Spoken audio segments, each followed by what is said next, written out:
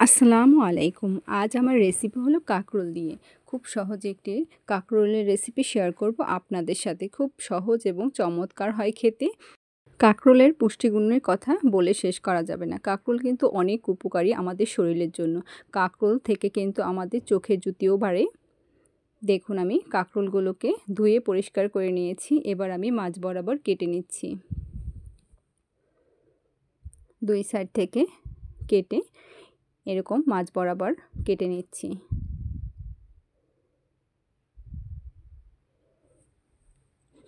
সবগুলো কাঁকরোলই আমি একইভাবে কেটে নিয়েছি। চাইলে আপনারা এখান থেকে উপরের যে আলাল যেগুলো সেগুলো চাইলে এভাবে চাকুর সাহায্যে ছেঁচে নিতে পারেন, আর না নিলেও হবে। এটা কিন্তু এমনিতেই চলে যায়, এটা কিন্তু থাকে না। আমি একটার করে নিয়েছি জাস্ট আপনাদের দেখানোর জন্য। আমি কিন্তু অন্যগুলো করব না, এরকমই আমি রেখে দেব। দেখুন তাহলে এটা এবার আমি নিয়ে নিচ্ছি। এদিকে আমি একটি প্যানে পানি নিয়ে নিয়েছি। দেখুন এখানে 1 কাপ পরিমাণ পানি নিয়ে নিয়েছি। এর মধ্যে কাঁকরোলগুলোকে দিয়ে নিচ্ছি। পুরো কাঁকরোলগুলোকেই এর মধ্যে ছেড়ে দিচ্ছি। দেখুন পুরোটাই আমি নিয়ে নিয়েছি। এবার আমি চুলোর কাছে চলে যাচ্ছি। চুলোতে আমি প্যানটাকে বসিয়ে নিলাম। চুলোটাকে ধরিয়ে নিয়েছি, মিডিয়াম চুলো আছে। দিয়ে দিচ্ছি 1/2 চা চামচ লবণ। এবার লবণটা দিয়ে একটু নেড়ে দিলাম, আর এরপরে আমি ঢাকনাটা দিয়ে দিচ্ছি। লবণটা দেওয়ার কারণে এটা খুব তাড়াতাড়ি সিদ্ধ হয়ে আসবে। দেখুন আমি চুলোটাকে মিডিয়াম টু লো আছে এটাকে জাল করে নিচ্ছি। কাঁকরোলগুলোকে সিদ্ধ করে নেব। আজকের রেসিপি হলো কাঁকরোলের ভর্তার রেসিপি। আর কাঁকরোলের পুষ্টিগুণের কথা বলে শেষ করা যাবে না। এটা চোখের জ্যোতি বাড়ায়, হার্টকে ভালো রাখে, এবং একটি কমলায় যে পুষ্টিগুণ ভিটামিন সি থাকে এটাও কিন্তু কাঁকরোলের মধ্যেই পাওয়া যায়। দেখুন আমি কিছুক্ষণ পর এটাকে নেড়ে দিচ্ছি, উল্টিয়ে পাল্টিয়ে নিচ্ছি যাতে করে কাঁকরোলগুলো সব জায়গায় সমানভাবে সিদ্ধ হয়। আবার ঢেকে দিচ্ছি আমি। দেখুন এভাবে কিছুক্ষণ পর পর নেড়ে দিয়ে একটু কাঁকরোলটাকে সিদ্ধ করে নিতে হবে। এই ভর্তাটা দিয়ে রুটি ভাত সব কিছুই ভালো লাগবে, চমৎকার লাগবে। আর গরম গরম ভাতের সাথে এরকম একটি রেসিপি যদি হয় কাঁকরোলের, তাহলে অনায়াসেই 1 প্লেট ভাত শেষ হয়ে যাবে। খেয়াল করে দেখুন এখানে কিন্তু কাঁকরোলের গায়ে পানিটা সব টেনে যাবে, একটু ফেলে দেব না। ভালোভাবে সিদ্ধ করে নিচ্ছি আমি। কাঁকরোলগুলো সিদ্ধ করতে বেশি একটা সময়েরও দরকার হয় না। দেখুন কাঁকরোলের পানিটা কিন্তু অনেকটাই কমে গেছে, একবারে গায়ে গায়ে আছে। এটাকেও আমি পুরোপুরিভাবে কাঁকরোলের গায়ের সাথেই শুকিয়ে নেব। দেখুন এভাবে আমি পুরো পানিটাকে শুকিয়ে নিয়েছি। এবার আমি চুলো থেকে নামিয়ে নিচ্ছি এটাকে। এই যে আমি একটু নেড়ে চেড়ে দিলাম। এবার আমি এটাকে নামিয়ে নেব চুলো থেকে। এটা তৈরি হয়ে গেল। এবার চুলো একটি প্যান বসিয়ে নিলাম। দেখুন এর মধ্যে দিয়ে দিচ্ছি রান্নার কিছুটা সাদা তেল। এটা আমি সব জায়গায় ছড়িয়ে নিচ্ছি তেলটাকে।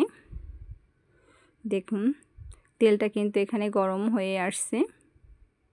এ পর্যায়ে আমি এর মধ্যে একে একে দিয়ে নিচ্ছি। দেখুন কয়েকটা শুকনো মরিচ, এটাকে আমি আগেই ভেজে নেব। এটাকে অল্প আঁচে মুচমুচে করে ভাজতে চেষ্টা করবেন, তাড়াহুড়ো করে ভাজতে যাবেন না। অল্প আঁচে মুচমুচে করে মরিচটাকে ভেজে নেবেন। দেশ ও দেশের বাইরে যে যেখান থেকে আমার ভিডিওটি দেখছেন, আশা করি ভিডিওটি ভালো লাগবে। ভালো লাগলে লাইক শেয়ার কমেন্ট করে নিয়মিত চ্যানেলের সাথে থেকে চ্যানেলটিকে সাবস্ক্রাইব করে রাখবেন, আর পাশে থাকা বেল বাটনটি অন করে দেবেন। এতে করে আমি যখনই নতুন কোনো ভিডিও আপলোড করব সাথে সাথে এই নোটিফিকেশন পাবেন সবার আগে। দেখুন আমি মরিচগুলোকে অল্প আঁচে একটু নেড়েচেড়ে ভেজে নিচ্ছি। মরিচটা আমার ভালোভাবেই ভাজা হয়ে গেছে। এ পর্যায়ে আমি এটাকে নেড়েচেড়ে তুলে নেব।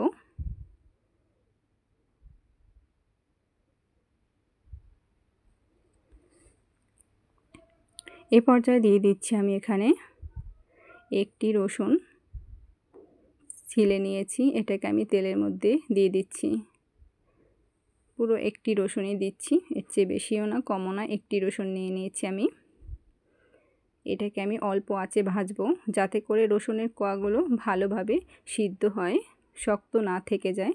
এটা খেয়াল করে ভাজতে হবে। যখন আপনারা ভাজবেন অল্প আঁচে ভাজতে চেষ্টা করবেন।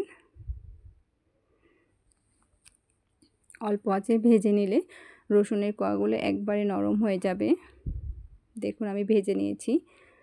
পুরো ভাজাটা দেখাইনি, ভিডিওটি অনেক বড় হয়ে যাবে তাহলে। দেখুন এটাকে আমি সাইডে করে নিচ্ছি, যাতে তেলটা রসুন থেকে নিচের দিকে নেমে আসে। এবার আমি এখানে নিয়ে নিচ্ছি কাঁচামরিচ। দেখুন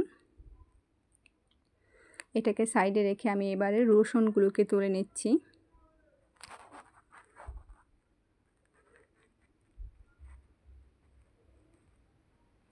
এটাকে আমি তুলে নিচ্ছি, পুরোটাকেই তুলে নিলাম। মরিচটাকেও ভেজে নিয়েছি, রসুনটাকেও ভেজে নিয়েছি। এবার আমি কাঁচা মরিচটাকে একটু নেড়েচেড়ে এক সাইড করে নেব। দেখুন এবার এক সাইডে দিয়ে দিচ্ছি। দেখুন 3টি পেঁয়াজ কুচি করে নিয়েছি, এটাকে আমি দিয়ে নিচ্ছি। একই তেলের মধ্যে সবগুলোকে আমি একে একে ভেজে নিচ্ছি। দেখুন কাঁচা মরিচটাকে সাইডে রেখে নিচ্ছি আর পেঁয়াজটাকে নেড়েচেড়ে দিচ্ছি একটু। পেঁয়াজটাকে কিন্তু ভাজা ভাজা করব না, হালকা একটু ভেজে নেব তেলের সাথে। আমার এই ভিডিওটি যারা ফেসবুক পেজ থেকে দেখছেন, লাইক এবং ফলো দিয়ে রাখেননি, তারা লাইক এবং ফলো দিয়ে রাখবেন। দেখুন পেঁয়াজটাকে আমি একটু হালকা নেড়েচেড়ে ভেজে নিচ্ছি। ভর্তাটা রুটি ভাতের সাথে অনায়াসে খাওয়া যাবে আর চমৎকার হবে। আর কাঁকরোলের পুষ্টিগুণের কথা আমি বলে শেষ করতে পারবো না। অনেক পুষ্টিগুণ আছে যা আমাদের অনেকেরই অজানা। দেখুন কাঁচামরিচটাকেও ভেজে নিয়েছি আমি, এবার তুলে নিচ্ছি। পেঁয়াজটাও আমার ভাজা হয়ে গেছে, আমি এক সাইড করে নিচ্ছি যাতে পেঁয়াজের মধ্যে বেশি তেল না থেকে যায়। দেখুন আমি কিন্তু অল্প তেলেই এটাকে করে নিয়েছি একে একে। দেখুন খেয়াল করে পেঁয়াজটাকে আমি তুলে নিচ্ছি। এই যে সবগুলোকে আমি ভেজে নিয়েছি একে একে, পেঁয়াজ, রসুন, কাঁচামরিচ এবং শুকনো মরিচ। এবার আমি এইগুলোকে এক সাইডে রেখে নিচ্ছি। এবারে একেবারে শেষ পর্যায়ে দিয়ে দিচ্ছি সিদ্ধ করে রাখা কাঁকরোলগুলোকে। এর মধ্যে আমি একটু হালকা ভেজে নেব। নেড়েচেড়ে আমি একটু ভেজে নিচ্ছি হালকা লালচে করে। বেশি ভাজতে যাবেন না, কালচে না হয়ে যায় এটা খেয়াল রাখবেন।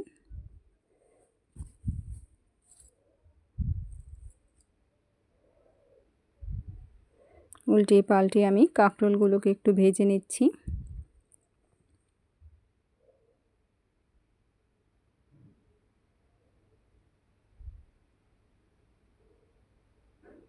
আবার আমি কাঁকরোলগুলোকে উল্টিয়ে দিচ্ছি। এভাবে হালকা করে কাঁকরোলগুলোকে আমি ভেজে নিচ্ছি। কাঁকরোলগুলোকে আমি ভেজে নিয়েছি। দেখুন এ পর্যায়ে আমি চুলো থেকে নামিয়ে নেব এগুলোকে। এগুলো ভাজা হয়ে গেছে। দেখুন এদিকে আমার ভাজা সবগুলো, দেখুন পেঁয়াজ, কাঁচামরিচ, রসুন সবগুলো ভাজা জিনিস একই সাথে রাখা। এবার আমি একে একে এগুলোকে মেখে নেব। দেখুন হালকা একটু লবণ নিয়ে মরিচটাকে আমি একটু মেখে নিচ্ছি। খুব ভালো করে মেখে নেব। মরিচটাকে একটু ভাজা ভাজা করেছিলাম অল্প আঁচে, এজন্য একবারে মুচমুচে মরিচটা। শুকনো মরিচের ঘ্রাণ আমার খুব ভালো লাগে। এখানে ঘ্রাণে মোমো করছে পেঁয়াজ রসুন ভাজার ঘ্রাণ। আর যদি সাথে থাকে গরম ভাত কিংবা রুটি, এটা কিন্তু খুব দারুণ হয় খেতে। দেখুন এটাকে আমি মেখে নিলাম। এ পর্যায়ে আমি কাঁচামরিচটাকে একটু মেখে নেব।